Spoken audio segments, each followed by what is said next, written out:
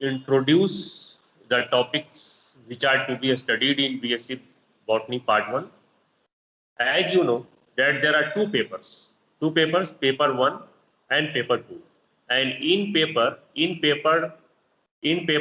1, you have to study the phylophytes, bryophytes, pteridophytes, and in paper 2, you have to study microbiology and plant pathology. Okay? So there are two honors papers, paper 1 and paper 2. And my assignment is to teach microbiology, which is included in group A of paper 2.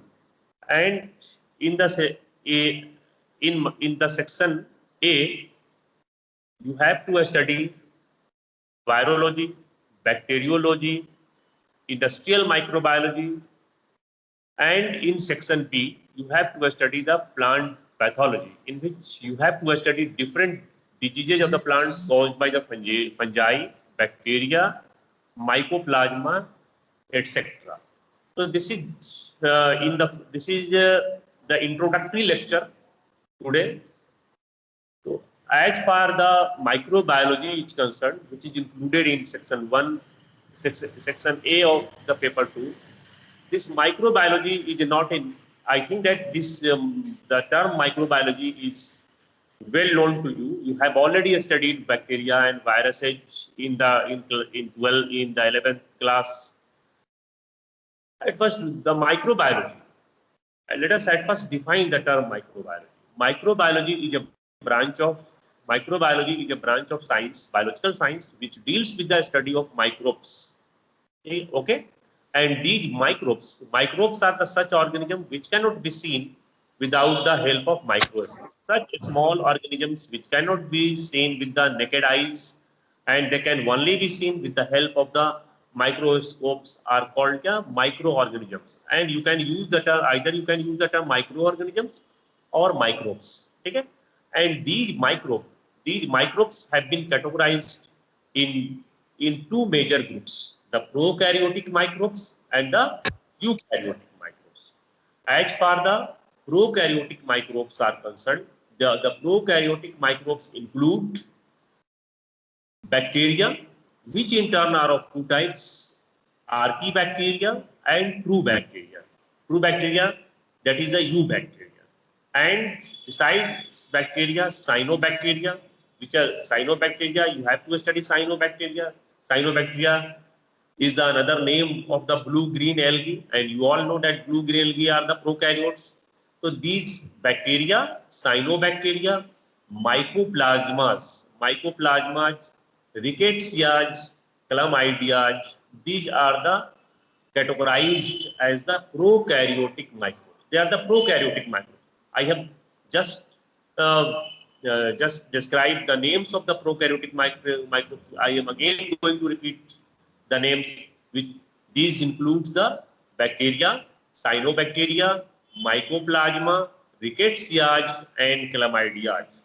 These are the prokaryotic microbes, and you all know that prokaryotes are also known as the monerans. I think that you might have studied the 5 kingdom system classification of the living organisms as proposed by the Whitaker. And these monerans, you are well acquainted with the term monerans. The prokaryotes are the monerans.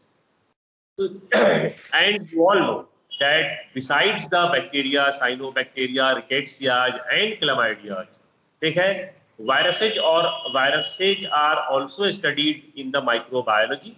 But the name of the branch of microbiology which deals with the study of viruses is known as the virology. Okay, am I clear to all of you? Am I clear? Am I clear to all of you? Now let us. Yes, sir. At first, in the very beginning, we will start the first chapter of the first topic included in the section A of the paper 2, which is the microbiology, and that topic is the viruses. Viruses, their types, the mode of their multiplication, and the diseases caused by the viruses in the plants. Okay, so the viruses, as you know, that viruses are non-cellular nucleoprotein particles. They are simply defined as non-cellular nucleoprotein nucleoprotein particle consisting of only nucleic acid and proteins. They are non-cellular. The viruses do not have any cells. They consist of only and nucleic acid and proteins. And the nucleic acid present in the viruses is either DNA or RNA. Both DNA and RNA are not present in the same virus. Therefore, we can say that the viruses are very unique in in showing the genetic diversity with respect to their genetic material, which may be single-stranded RNA, double-stranded RNA, single-stranded DNA, and double-stranded DNA.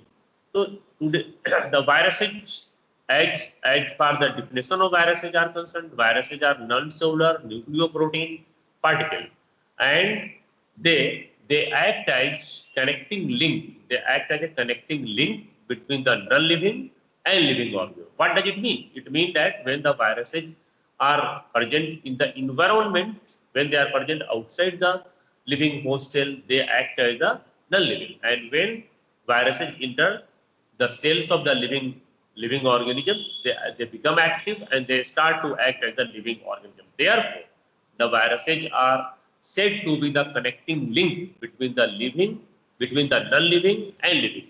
You can say that they act as the bridge between the non-living and living organisms.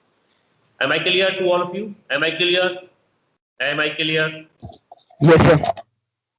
Now let us see the features of the viruses. Another features of the viruses. You know that the viruses are very small. Viruses are much smaller than the smallest bacteria. They can pass through the bacterial filter, which can retain the bacteria, but viruses even can pass through the bacterial filter. They are very small inside. The very important next feature of the virus is that the viruses cannot be cultured in the lab condition. You know, the bacteria and fungi can be cultured in the laboratory in the artificial nutrient medium, but the viruses cannot be cultured in the lab. Next, the viruses. The viruses are viruses are not sensitive to the antibiotics. You all know that the antibiotics are meant for only antibiotics act only on the bacteria and fungi, but the viruses antibiotics have no action on the viruses. So this is a very important character of the virus, that the viruses cannot be inactivated and the antibiotics have no action on the virus. Then the question arises: is there any chemical which can inhibit and prohibit or can check or which act against the viruses? Interferons, you might have heard the term interferon. Interferon is the antiviral substance. Okay? But interferon is the antiviral substance, and this interferon is of three types: alpha interferon, beta interferon, and gamma interferon. So the two very important points you have learned here, that the antibiotics have no action on the virus, and it is the interferon which is active against the viruses. Now let us see the next very important character, that viruses can be crystallized. Viruses can be obtained in the form of crystal. That is, what is the meaning of crystallization here? The nucleic acid and protein part of the viruses can be separated from one another, and when these two component of the viruses, nucleic acid and proteins, are kept together, they can again assemble together to form the